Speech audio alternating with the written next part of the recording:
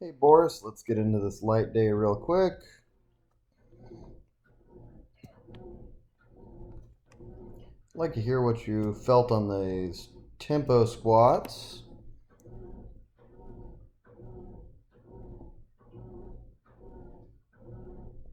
Sorry if you can hear the machines in the background.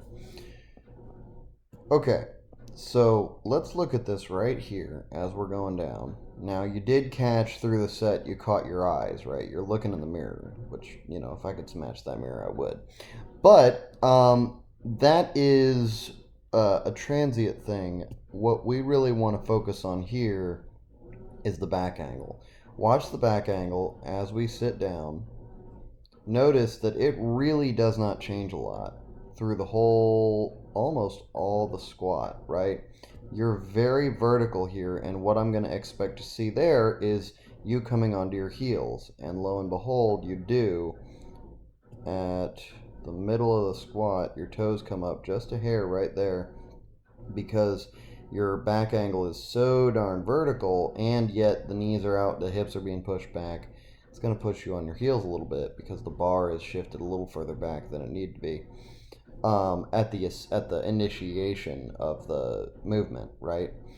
Um, what we need to do here is focus on getting the nipples pointed at the floor as early as you can.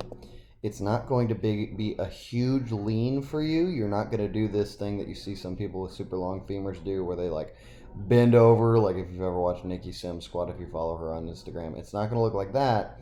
But you do need to get more bent over earlier in order to make these feel better. What that's going to cause is the tension, the proper tension built in the hamstrings and the adductors right here, so that here, that's where you stop. See how you kind of go down about a quarter inch more and all that interacts and all that kind of stuff? You're going to stop about right just before that, actually. Yeah, I can't nail it perfectly. Right about there. I know that's like an inch difference or less, but it is the difference between you initiating the ascent and the ascent kind of being initiated by the fact that your hamstrings are mashing against your quads, right, or your calves right there. So work on bending over and bending over really early. I really like these, but I really do like the fact that the knees are getting set. I think if we just push the butt back equivalently, these will be absolutely perfect. You are definitely doing, as you mentioned, some spinal stuff, but I'm not sure how much of that is just you trying to keep your back super duper vertical. Um, like I said, you will be a little more vertical than some, but it won't be quite that to that degree. As far as these presses go, I love this start position. Um, that is all pretty darn good. Oh, cool. All right, let's slow this down so we can talk about it while it's going on. So right here, let everything stabilize. That's pretty good. You've got a pretty, it looks like you've got a good brace of the abs, good brace of the quads. And look at this, if we're doing the 2.0 here, the hips haven't moved yet, but the bar's already moving. You're already going, right? Already moving, already moving, already moving. So, and then the hips kind of happened after the fact, right? The hips kind of moved around after the fact. What I want you to do here in your warm ups is just practice keeping the bar right here and shoving your hips forward. Just keep the bar right the heck there. Don't move it around. Don't push it up or anything like that in your warm ups, or at least early on. And just thrust your hips forward. Do that like 10 times and get a really good feeling of how it feels. And then on that 11th rep or whatever you want to do, you can rack it if you're tired or whatever, but then on those later reps, you feel the hips thrust forward and then you wait and then you press. It's that hips, beat, press, right? You've got to wait before we can start opening up like that, right? The other thing that we see here is the chronic problem that you're having with your presses, which is the ideal thing that we'd like to see in these is that the shoulder opens up before the elbow opens up, or at least that the shoulder opens up faster than the elbow does. The humerus needs to get the heck away from the torso so that when the elbow extends, that change is a vertical change in the bar position, rather than, you can see, if the elbow extends right here, then it's going to be a horizontal change in the bar position. So you've got to keep your biceps super duper crazy tight.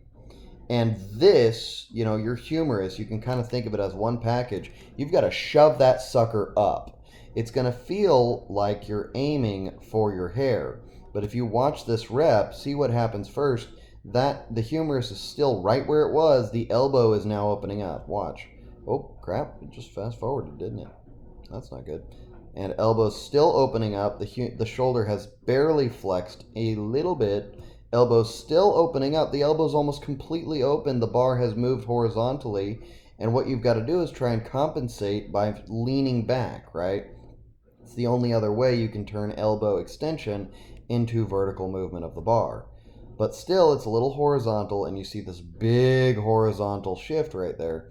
If you think about shoving your upper arm up to the ceiling as the initiation here, rather than opening the elbows, I know you're not thinking of that, but shove your upper arm up.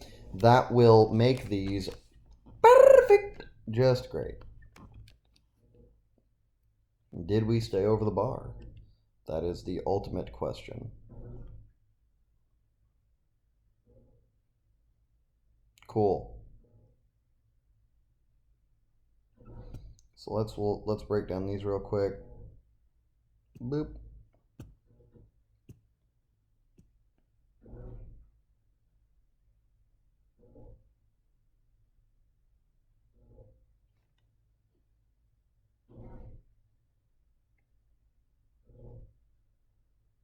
You know the first thing I'm going to say here. I want this looking forward a little more.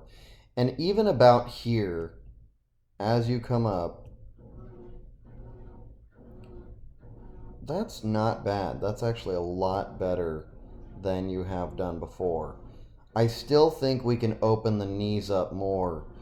You really should have to, in these, you should have to be engaging your lats just to keep the bar where it is. Like, it should be, if it's, I don't want to say that, but your knees should be extremely open, and your lats should be like pulling the bar back onto the shins.